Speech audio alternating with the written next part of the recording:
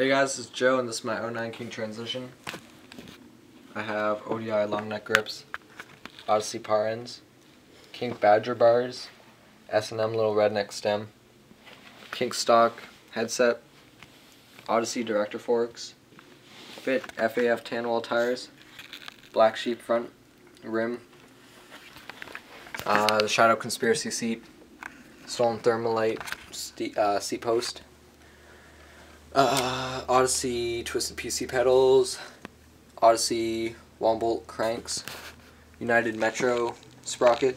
KMC chain, Fit FAF tan wall tire,